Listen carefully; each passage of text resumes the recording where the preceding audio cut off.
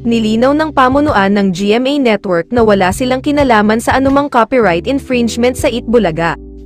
Sa inilabas na statement kaugnay ng pagkilala ng Regional Trial Court sa TVJ bilang may karapatan sa paggamit ng Itbulaga, nakasaad na napatunayan ng korte na nominal party lamang ang GMA sa naging usapin.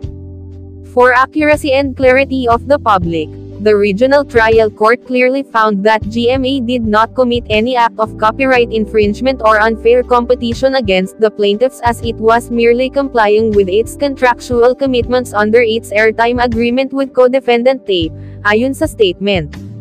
In fact, the court found that GMA was a mere nominal party to TVJ suit, and the latter never claimed any damages in their complaint as against GMA. Nakasaad din sa statement na susunod lamang ang GMA sa direktiba ng korte. We will comply with the directive of the court on the airing of Itbulaga episodes in our platforms. Nevertheless, GMA Network will refer the matter to our external counsel to avail of the proper remedies before the appellate courts, ayon pa sa statement ng GMA. Samantala, umiikot umano ngayon ang mga espekulasyon na nakikinita na ni GMA Network Chairman and CEO Gilberto R. Duavit Jr., na hindi tatagal ang tahanang pinakamasaya ng TAPE Incorporated, kaya tila magkakaroon ng pag-uusap sa pagitan ng It's Showtime. Hanggang 2024 na lamang ang block time agreement ng GMA Network sa producer ng tahanang pinakamasaya na TAPE Incorporated.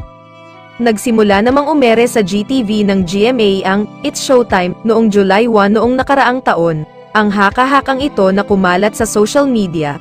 Magaling si Gozo noong siya pa ang CEO na foresee niya na hindi tatagal ang dating Bulaga, kaya kinuha ang It's Showtime to replace them eventually. Yun yung umiikot ngayon na anytime yun na talaga ang ipapalit na may noontime ng 7.